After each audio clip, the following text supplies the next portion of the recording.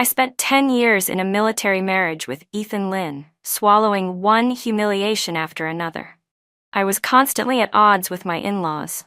Ethan even wrote to my supervisor accusing me of being unfilial, which made people point fingers at me until I lost my job. His younger sister Sophie grabbed the jewelry my mother had left me as part of my dowry to use for her own wedding. Ethan said I didn't know how to yield and forced me to hand over the jewelry, or he would divorce me. When I went into labor, it was difficult and dangerous. Ethan called the hospital to say he couldn't get leave and told me to get through it on my own.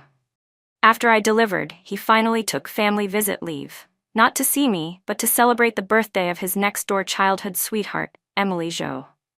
I mustered my courage to demand an explanation, but instead I overheard him whispering to Emily, "I only married her for her father's connections." Who could have known that her father would disappear for 10 years without a single word of whether he was alive or dead? "Emily, don't worry," he said softly. "Lisa has already had the baby. If you weren't afraid of the pain and unwilling to have children, how could I have ended up having a child with her? You're the only woman I've ever loved and respected. The only wife I acknowledge is you." My vision went black. My legs buckled and I crashed to the floor, my head hitting the wall as I lost consciousness. When I opened my eyes again, I had been reborn to the very last day of our marriage introduction letter's validity. I stared, stunned, at the letter in my hands. Today was the day Ethan Lynn and I were supposed to register our marriage. Tears welled up. It wasn't too late yet. Before I could even process the shock of rebirth, I grabbed the introduction letter and the application form, struck a match, and set them on fire. Before they finished burning, someone knocked on the door. Panicking, I shoved the papers into a ceramic basin and covered it, scattered the smoke and ash around the room, and asked who it was. When I heard Ethan's familiar voice, my body trembled. That voice was so cold. In my previous life, it hadn't warmed in 10 years. Luckily, this time I was clear-headed. I would never again seek warmth from that walking ice sculpture. As it turns out, when hatred runs deep enough, it settles into a calm. Ever since my mother gave her life for her work, my father took over raising me. He taught me that, when faced with major events, my heart should be still as water, my cards kept hidden until the moment came to strike back. In my last life, I failed to follow his advice. I tangled with the Lynn family for 10 years and died. In this life, from this very moment, I would etch his teachings into my bones. In that other life, today was also the day my father left to work for a national security agency with no return date. He worried most about my future and knew I had long admired Ethan, so he lowered himself to negotiate with the Lynn family. My father entrusted me to Ethan and even promised him an opportunity for promotion. Ethan readily agreed and swore he would treat me well for life. My father, before he left, put our house and all his property in my name, his only daughter. On the day we got our license, Ethan was called back to his unit on an emergency mission. We never even held a wedding. At first, his parents wouldn't introduce me to anyone. Later, when I became pregnant and they could no longer hide it, they grudgingly admitted I was their daughter-in-law, though every word suggested I wasn't worthy of Ethan. The neighbors treated me decently at first because I brought both money and a home. His family of 4 moved straight into my 3-bedroom apartment. His parents took the master bedroom, Sophie chose the sunniest room, and I was forced into the smallest and worst one. Wanting to keep them satisfied, I didn't argue, but I forgot that human greed knows no bounds. Once Ethan got his promotion and it became clear my father might never return, the Lynn's faces changed. With no more use for me, my in-laws started picking at everything and clashing with me. I thought it was just petty family drama, and tried to endure it in silence. I never expected my father-in-law to write to Ethan, and without confirming anything with me, Ethan wrote to my supervisor accusing me of being unfilial. My workplace was in the middle of a crackdown, making examples of people, and I ran right into the muzzle. I was dismissed on the spot. Crushed, I wanted to divorce Ethan. When my in-laws found out, they pushed him to take leave and come home, and he pinned me to the bed and humiliated me. Not long after, I was pregnant. For the sake of my child, I swallowed every grievance. But even that wasn't enough. While I was pregnant, Sophie was getting married and hinted that I should take out the jewelry my mother left me and lend it to her. I pretended not to understand. When my in-laws knew I was going alone for a prenatal checkup, they secretly stole the jewelry and handed it over to Sophie as her dowry. When I found out, I demanded they return it, but not only did they refuse, they even threatened me. They said if I insisted on making a fuss while pregnant, they would have Ethan file a report accusing me of being unfilial and refusing to sacrifice for the family. Then he would divorce me, and I could see where a pregnant woman like me would end up.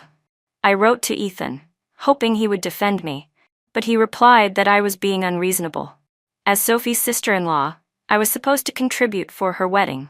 He told me to hand over the jewelry, or else he would divorce me. My anger was so strong it caused abdominal pain, and I nearly miscarried. I was confined to bed for months, and Ethan never showed up once. My in-laws fed me leftovers. I sank into depression, and it was only the faint kicks of the baby inside me that kept me barely holding on.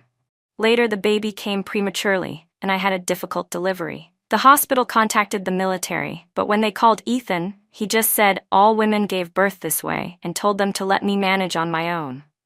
I survived by the skin of my teeth and brought the child into the world, only for Ethan to take family visit leave afterward, not to see me or the baby, but to celebrate Emily Jo's birthday. He bought her gifts and a cake, treating her as though she were his real wife. All these memories echoed in my mind as I opened the door and saw Ethan standing there. My body trembled uncontrollably from disgust. If I weren't alone right now, I would have stabbed him just to let out the hatred. Ethan smiled at me and said, "Lisa, let's go get the marriage license." I clenched my fists to steady myself, afraid he might notice the change in my expression. I lowered my head and said, "Aren't you going back to the base tonight? Let's wait until you're done with work before we go." I only wanted to brush him off. A military marriage wasn't so easy. It required filing reports and approval. Since I had already burned our introduction letter, who knew when another one could be issued? Ethan looked at the top of my head, mistaking my silence for shyness. He reached out as if to pat me, but I instinctively stepped away. We both froze. I forced a pale explanation. "We're not married yet. Being too close might give people something to gossip about." We had never even built a foundation of love. He hadn't filed any romantic relationship report with the military. My father had pulled strings just to get the marriage report approved.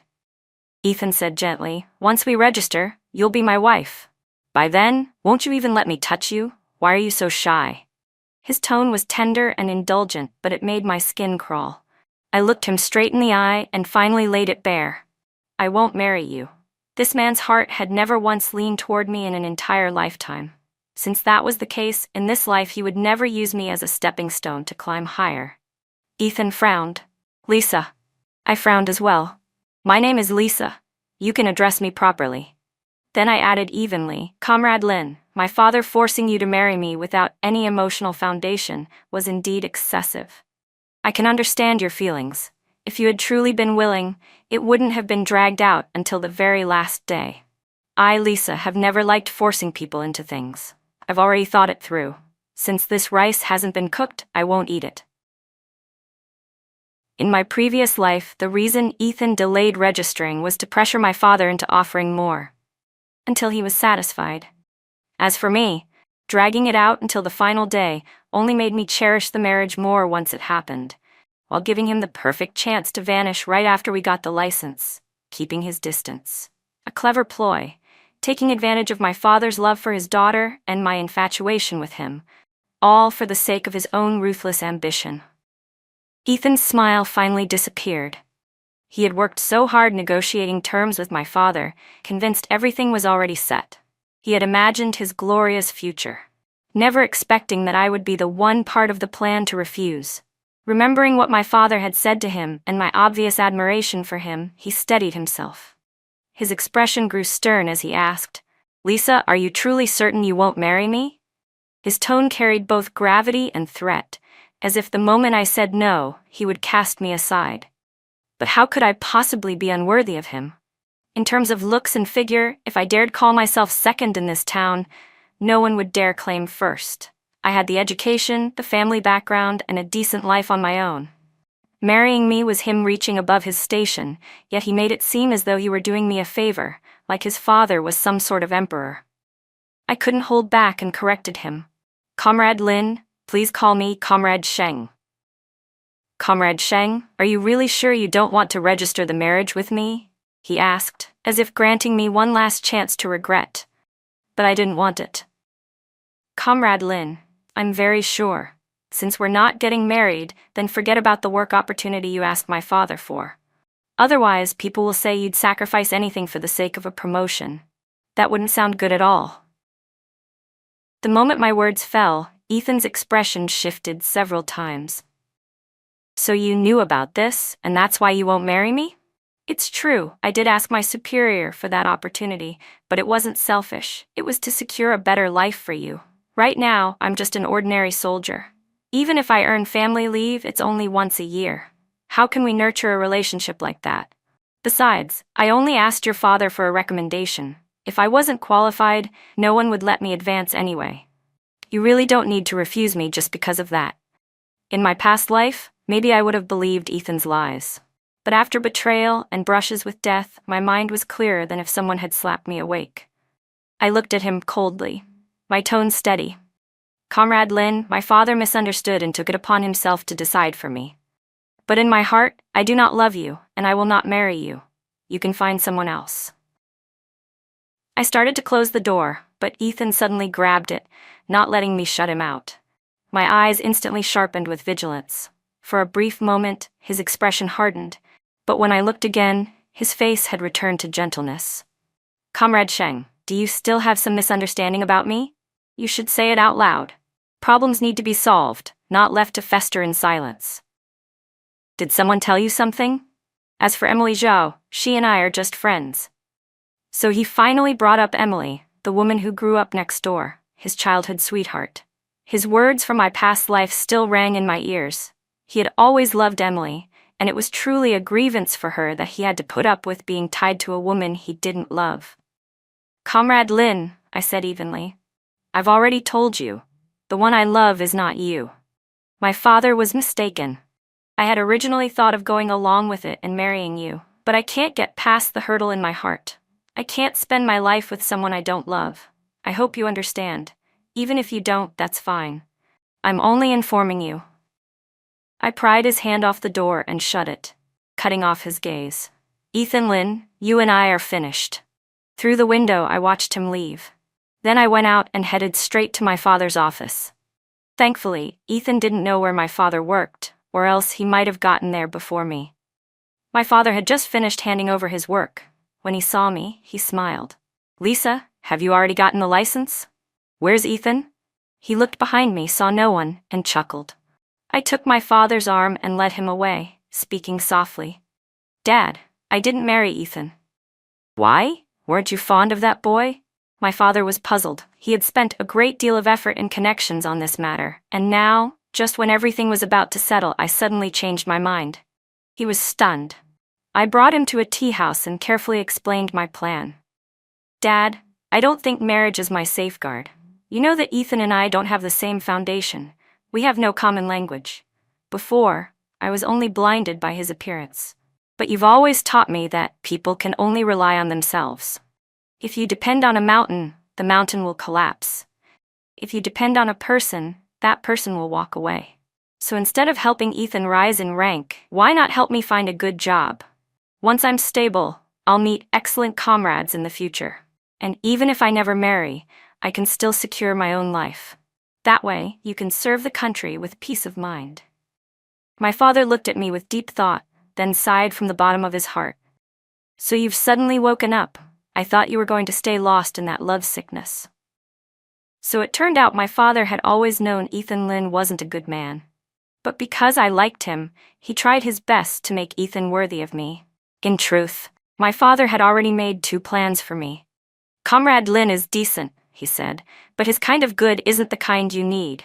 A shrimp may be good in its way, but for a young eagle it's useless, nothing more than a snack. If you follow him, sooner or later you'll suffer greatly. After all, from the beginning your bond was based on interests, and that kind of relationship was never pure. I'm glad you've thought it through. I've already spoken to Uncle Ming. Starting tomorrow, you'll go to his place of work. He said he'd find a mentor to guide you. From then on, your life will be yours to arrange. I'll focus on my research and come back as soon as I can. Thank you, Dad. My eyes filled with tears. My father had given his whole life to the country, and the fact that he still thought about me proved how deeply he loved me. As for Comrade Lin, I said coldly, since I'm not marrying him, you don't need to help him anymore. My father nodded. That's true, but that boy has a deep mind. After I leave, you must be careful in dealing with him. He probably won't give up easily on this promotion opportunity. My father's insight was sharp, and my heart sank. After a brief pause, his expression softened, and he smiled. Enough, come have a good meal with me first. I smiled and went with my father to a restaurant. After sending him off, I returned home and checked the locks and windows carefully. That's when I discovered the half-burned marriage introduction letter in the ceramic basin was gone. But I couldn't call anyone to help me, since nothing of value had been stolen, and I had no desire to expose my entanglement with Ethan. Maybe that was exactly why he had the audacity to break into my house and take the letter, because he knew I wouldn't dare make it public. I quickly packed clothes and my important belongings, then kept a knife by my side, ready to spend the night on guard. At dawn, I would go straight to the unit my father had arranged. He'd already said someone would prepare a dormitory for me, and tomorrow I could move in. Suddenly, there was a knock at the door, shattering my thoughts. My scalp prickled, and my hand holding the knife trembled uncontrollably. If it was Ethan outside, he was tall and strong. How could I possibly protect myself? Would shouting for help even matter? Would it come down to a fight where both of us were destroyed? But deep down, I only wanted him to die while I lived. Then a man's voice called, "I'm Ming Xiao. Uncle Sheng should have mentioned me. I've come to take you to the dormitory." The voice didn't sound like Ethan's. And yes, my father had said Uncle Ming would arrange for someone to look after me. I opened the door. Ming Xiao stood tall before me, with a commanding presence that strangely put me at ease. I froze for a moment, not expecting Uncle Ming to send his own son to help me. "Have you packed your things?" he asked. "Uncle Sheng called my father, worried about your safety alone. He asked me to take you to the dorm tonight." Ming Xiao seemed a bit helpless himself. He had been at work, but with just one phone call from his father, he couldn't refuse. The Ming family held a special status, and even if he didn't like the task, he had no choice. At first, he must have wondered how a girl could possibly be unsafe, but when he saw my face, I could tell he understood my father's concern. I quickly picked up my things, smiled, and said, "I'm ready, thank you, Comrade Ming." I knew his family held high positions, so I couldn't presume too much. Ming Xiao only grunted, "It's no trouble, but I haven't eaten yet." I blinked, then hurriedly said, "What would you like? The Seeing restaurant should still be open. I'll treat you." Ming Xiao looked easygoing. "If you're treating, you decide." I realized he was trying to keep me from feeling indebted. But it was late, and the state-run restaurants had already closed. Even Seeing had only a few places still open. In the end, I could only treat him to a bowl of beef noodles. When we stepped out of the restaurant after eating, we ran right into Ethan Lin and Sophie. Sophie's eyes lit up when she saw us. "Isn't this my sister-in-law? How could you be out with a strange man? Sister-in-law, how can you do this to my brother?" Sophie stepped forward and immediately began questioning me, while Ethan's sharp eyes turned on Ming Xiao, scrutinizing him. "This comrade," I snapped, "watch your mouth. Whatever relationship I have with others is none of your concern. And don't you dare call me sister-in-law.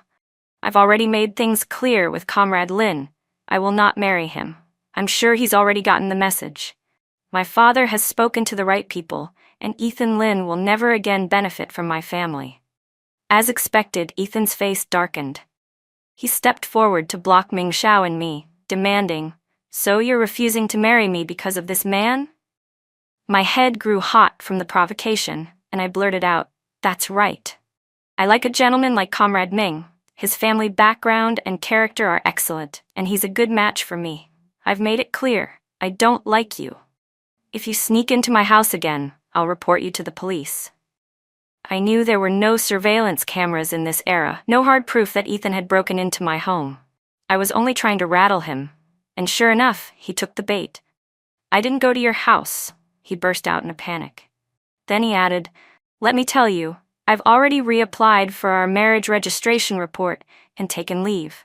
If you think we need to get closer first, then we'll get closer.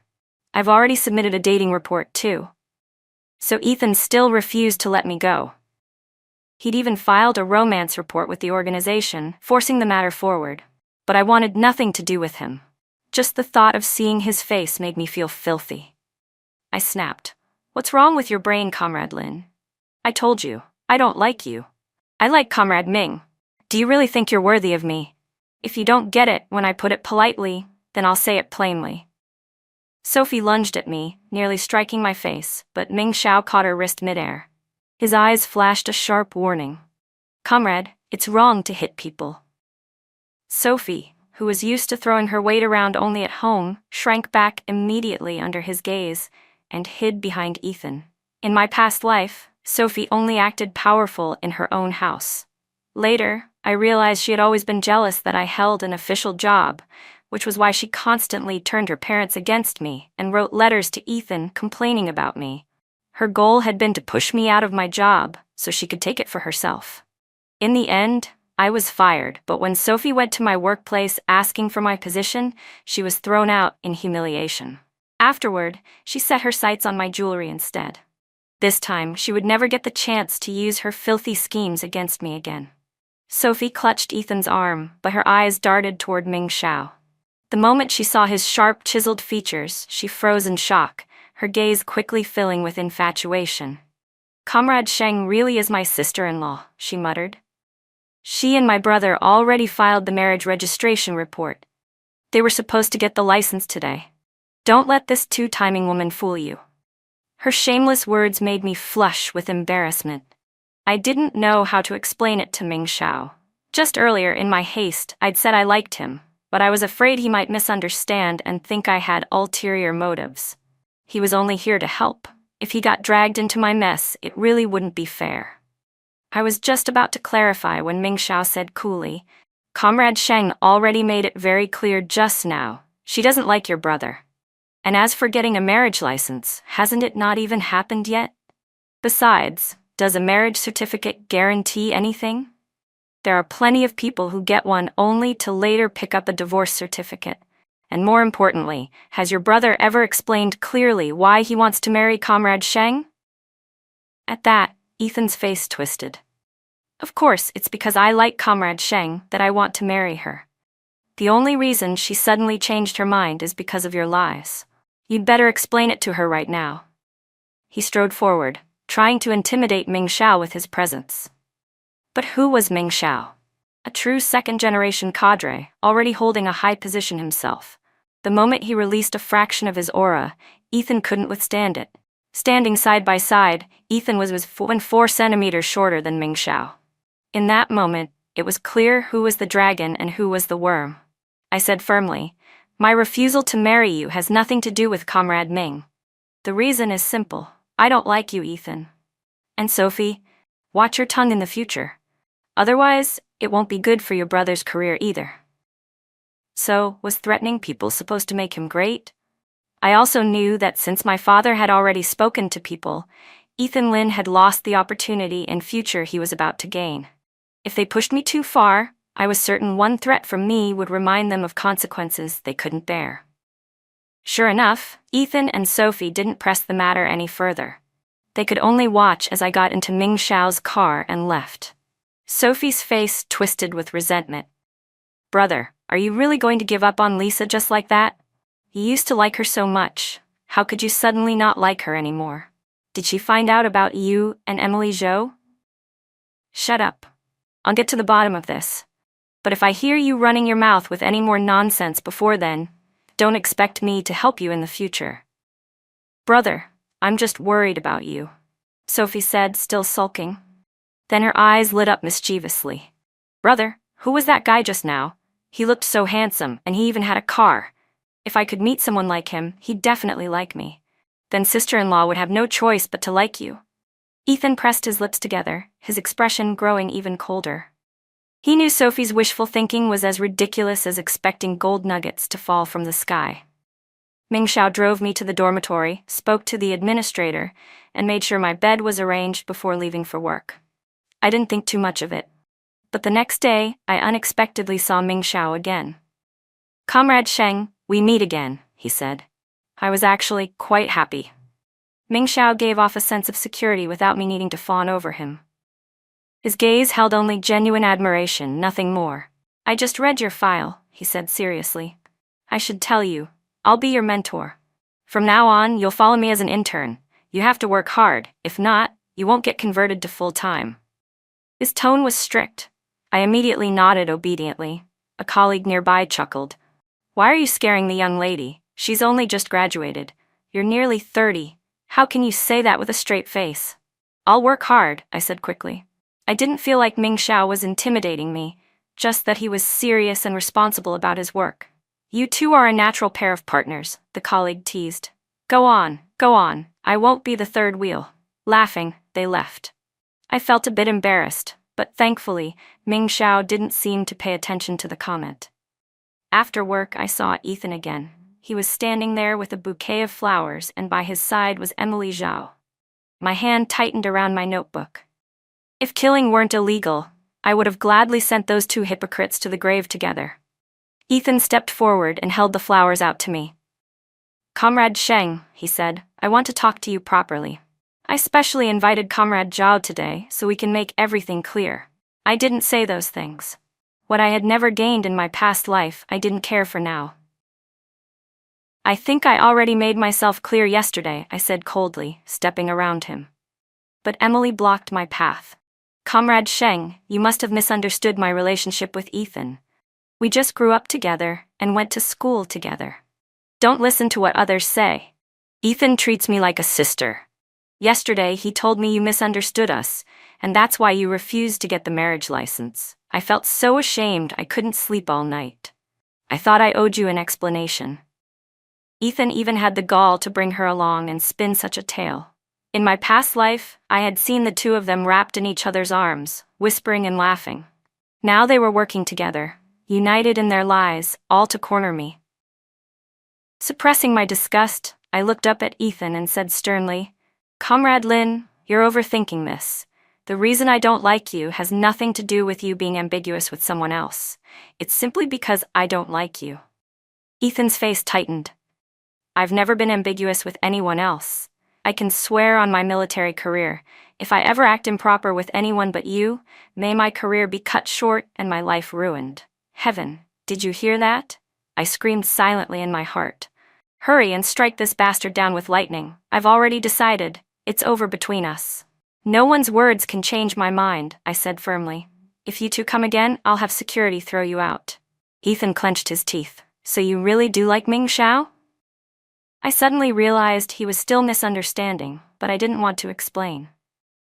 "Comrade Ming is indeed outstanding. It's perfectly normal for me to like him." "What does he have that I don't?" Ethan demanded.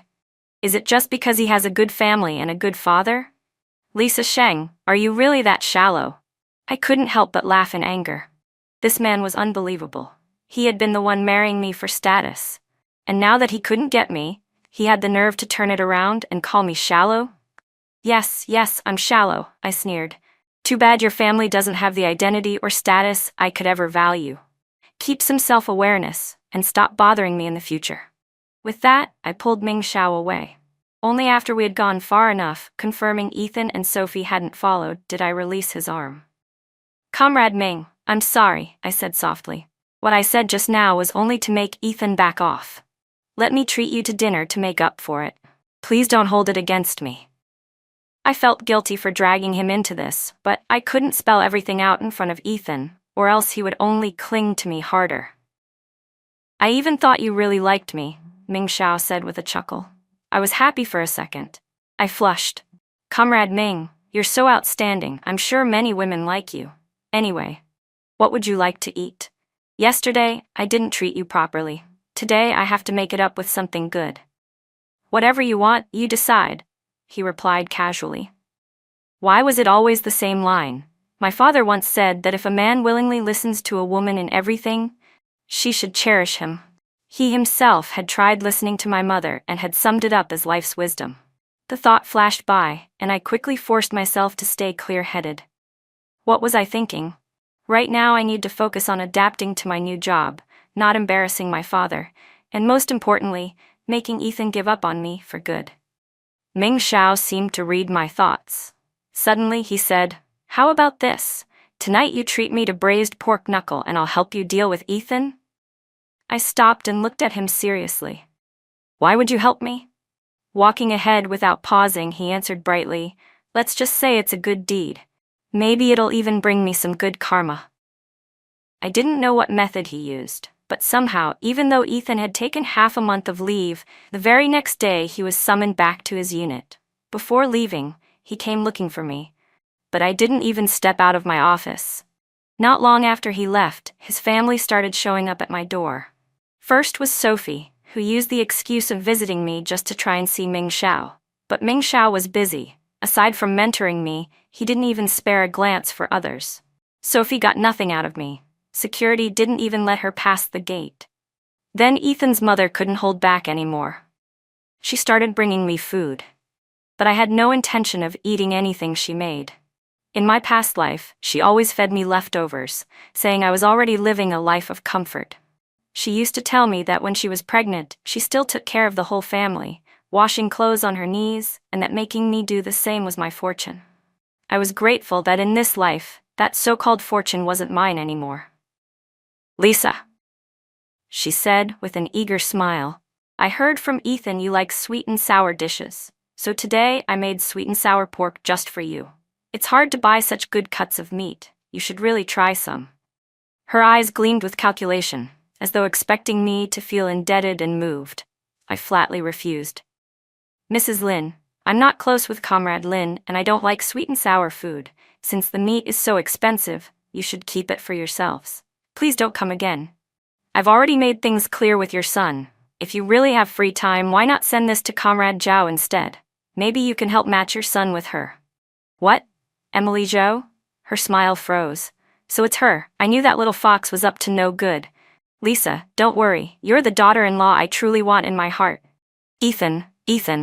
He was just confused for a while. "Don't worry, Lisa, Auntie will stand up for you," Mrs. Lin said earnestly.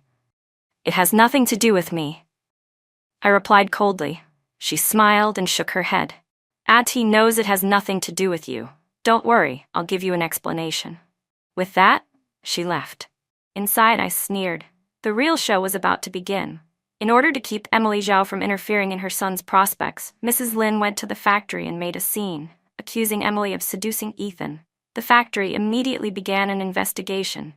In the end, they discovered Emily wasn't seducing Ethan at all. She had been involved with another man, a married deputy director. When the truth came out, Emily, just a temporary worker, was fired on the spot. Afterward, the whole neighborhood gossiped about her, pointing fingers. She then wrote a letter to Ethan, hoping he would take responsibility for her. But Ethan was desperate to prove himself to his superiors. During a dangerous mission, he threw himself to the front line and ended up with an arm and a leg badly injured by an explosion. Emily saw him when he was half dead. She was ruthless too. Knowing she had no real future left, she clung to the Lin family, insisting on serving Ethan no matter what. Yet when no one else was around, she revealed her true face, full of disdain, ridiculing Ethan for being useless. Ethan lay in bed, tasting the warmth and coldness of the world. Deep down, he knew he would never rise again. All he could do was accept Emily's care. Their wedding was a rushed affair. One day, Ethan came to deliver wedding candies to me, rolling himself in on a wheelchair. I looked at him, his face full of defeat, without a trace of the confidence and vigor he had once flaunted in my past life. Even after earning military merit, his dreams hadn't been fulfilled. "I still couldn't win back your heart," he said bitterly. "Lisa, why did we end up so far apart? Comrade Sheng, we were never walking the same path. No matter how far we went, our destinations would never be the same. But tell me, why did you suddenly refuse to marry me back then? Can't you at least give me the truth?" I looked at Ethan calmly, then suddenly laughed, a a laugh full of release. His eyes reddened. What if I told you I had a dream? In that dream, I did marry you. I thought you would cherish me. But on the very day we got our license, you left me alone with your parents and sister. They ganged up on me, bullying and humiliating me, taking over my house and my jewelry. And you always stood by their side, helping them against me. Even the child I bore was forced on me by you. When I died, I finally understood. Even having that child was thanks to Emily Jo, who refused to bear one herself because she was afraid of pain. The way you all preyed on me when my father was gone was disgusting. That's why I don't want to marry you. Why I refuse to be tortured to death by your family. Is that reason enough? The more I spoke, the darker Ethan's face became. Although this life's path was different from the last, I knew human hearts don't change easily. Different paths still lead to the same end, and in this life, Ethan's end was my revenge. Now, seeing him living a fate worse than death, I felt utterly satisfied. So that's it, he muttered. So that's really it. His spirit seemed crushed. He wheeled himself away clumsily, escaping in disgrace. I tossed the wedding candy he gave me onto the ground. Comrade, the janitor scolded. Everyone has a duty to protect the environment. How can you litter? My half-pleasure instantly deflated, and I hurried to pick it up. Muttering under my breath, I tossed the candy into the trash bin. Behind me, the old man kept lecturing. You young comrades don't appreciate the hard work of the people. Throwing candy away like that is such a waste. Such good candy, my teeth are still good. If you don't want it, I'll eat it. I walked away quickly. My probation soon ended, and I was officially made a full-time employee. Ming Xiao stopped mentoring me directly, letting me handle work on my own. He seemed extremely busy, but Sophie still hadn't given up, and she often came looking for him. One day, Ming Xiao walked in from outside, grabbed me by the arm, and said, Comrade Sheng, urgent favor needed. What's the emergency? I asked. Pretend to be my girlfriend. Help me get rid of Sophie. I was taken aback, then couldn't help but smile. I had once told Ethan I liked Ming Xiao, using him as an excuse. Now that I had a chance to return the favor, of course I was willing to help him. Since I had no plans to find a man so soon, and Ming Xiao wasn't about to go around announcing I was his girlfriend, neither of our reputations would suffer much. It seemed fair enough. So I followed Ming Xiao downstairs to meet Sophie. Sophie, copying her brother, had bought flowers for Ming Xiao. When she saw him coming, she smiled brightly, but the moment she noticed me, her face turned cold. Why are you here? I only wanted to see Comrade Ming. Then why are you meeting my boyfriend? I asked. Her eyes widened and she snorted through her nose. What? Since when was he your boyfriend? From the very beginning, didn't I say the one I liked was Comrade Ming? I answered smoothly. When I broke up with your brother, I made it very clear, don't pretend you don't know. That was just to trick my brother. How could you possibly like Comrade Ming? I'm the one who likes him. I knew exactly what Sophie was thinking. She believed in the old saying that persistence wears down the best of men. She thought that by constantly showing up in front of Ming Xiao and making a spectacle of herself in front of others, she could claim the position of his rightful partner. I smiled provocatively.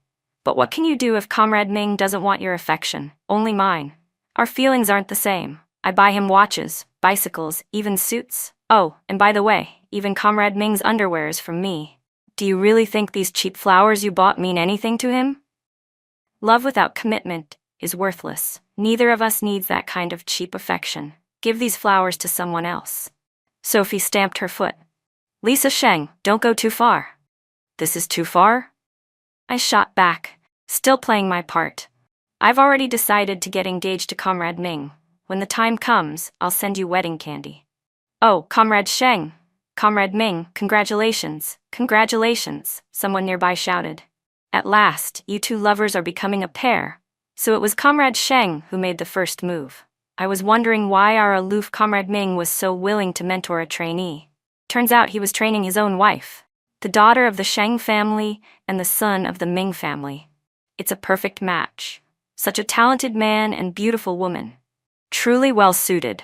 Before I realized it, a small crowd had gathered around us, having heard everything. Ming Xiao leaned closer and whispered with a crooked grin, Now what? I think they heard the part about my underwear being bought by you. You'll have to take responsibility for me. The corners of his lips twitched, trying and failing to hold back laughter. Sophie pointed at us, sputtering, You're bullying me. Then she ran off, her footsteps pounding, only to crash into a bicycle because she wasn't watching the road. She fell hard and wailed loudly. Amidst the murmurs and laughter of the crowd, I covered my face and fled back to the office. I thought that would be the end of it, but then I received a phone call from my father, who had somehow heard about the incident. His voice was stern. Lisa, the Sheng family has always been a family of responsibility. Since you even bought Ming Xiao's underwear, this has affected his reputation greatly. For both your sakes, you and Ming should hurry up and get married. Dad, listen to me. That's not, let me explain. No explanations. Phone calls cost money. Don't waste public resources. Let me know after you're married. The line clicked dead. I scratched my head in frustration. How had things spiraled this far? Yet Ming Xiao didn't avoid me. Instead, he came over and asked seriously, What do you really think? I answered honestly, I just wanted to help you. I never thought about marrying you. He chuckled. I'm not such a bad option. Aside from being older than you, I'd treat you well. Older men know how to care for their wives. I'm tall, strong, handsome, and you wouldn't suffer marrying me. Plus, I actually listen to my wife. Don't you want a man who listens? I mean, I do, I admitted cautiously. But just then, a woman's voice came from behind us. Lisa Sheng, I'm Ming Xiao's mother. I came here today on business, but I thought I'd invite you to dinner as well. She stepped into the office, only to see Ming Xiao leaning close, speaking to me earnestly. Her eyes widened, then she immediately turned away. Oh, you two go on, go on. Ming Xiao quickly straightened, waving his hands. Mom, I'm not busy at all. I wanted the ground to swallow me whole. In all my life, this was only the second time I'd been so utterly embarrassed. God help me, what kind of fate was this? You two talk? I'm not in a rush. I just came to handle some business with your director, Ming Xiao's mother said, walking off without even looking back. I instinctively reached out, wanting to stop her, but no words came. Why was it that the more I tried to explain, the deeper I sank with Ming Xiao? He took the chance to clasp my hand, laughing under his breath. I think you'd better just give in to me. Otherwise, with my reputation ruined like this, I won't be able to find anyone else in the future. You have to take responsibility for me. Looking at his handsome face, his tall and strong figure, and most importantly, knowing he had the strength to protect me, I couldn't deny that my heart stirred. I wasn't hesitating anymore. If that's the case, I said, we can get engaged first. Ming Xiao's expression turned serious. But my mom already checked the calendar for us. She said this September is the most auspicious date for marriage. There won't be another one like it for 3 years. Comrade Sheng, I'm requesting that we marry first and fall in love after. My cheeks burned. I lowered my voice and said, approved. After our marriage, both of us were busy with work. My father wasn't able to come back for the wedding, but he called to give his blessing. My performance at work gained recognition from my superiors, and naturally, because of my relationship with Ming Xiao, our assignments were arranged in different departments. The atmosphere in the Ming household was warm and welcoming. After the wedding, we were given a 2-bedroom apartment near our workplace, and on weekends, we returned to his family home. Once, on the road, I happened to see Ethan Lin and Emily Zhao holding paperwork, heading to finalize their divorce. I overheard Emily sneering that Ethan wasn't a real man. I only glanced at them, then held onto Ming Xiao's arm and walked away. Whether Ethan lived or died no longer mattered to me. Later, I heard from colleagues that Ethan divorced because Emily had cheated. The Lin parents clashed bitterly with her, fighting over every penny until the household was in chaos. After the divorce, Emily remarried and became pregnant, but when she went back to provoke the Lins with her big belly, Ethan's parents pinned her down and forced an abortion. The two of them were sent to the police station. Sophie, afraid of being implicated, cut ties with the family and ran away. Ethan was left alone in that house. A week later, neighbors reported a foul smell. The police broke in and discovered he had already been dead for several days, having overdosed on sleeping pills. When I heard this, my heart was calm. They had simply received what they deserved, and I had finally gained the life I truly deserved. I looked at Ming Xiao, then at our son. Standing there with Ming Xiao and our little boy, I finally understood what peace felt like. I had walked through betrayal, humiliation, and even death in another lifetime. But this time, I chose differently. I no longer clung to illusions of love from a cold-hearted man or the false warmth of a greedy family. Instead, I built a life with someone who respected me, a home filled with laughter rather than silence, and a future shaped by my own hands. The past had already buried itself. Ethan, Emily, Sophie, and the entire Lin family had collapsed under the weight of their own choices. I no longer hated them because hatred belonged to yesterday. What I held now was my son's tiny hand, the strength of Ming Xiao's presence, and the certainty that I had finally reclaimed my destiny. I smiled, tears stinging my eyes, and whispered to myself, "This time, I lived for me."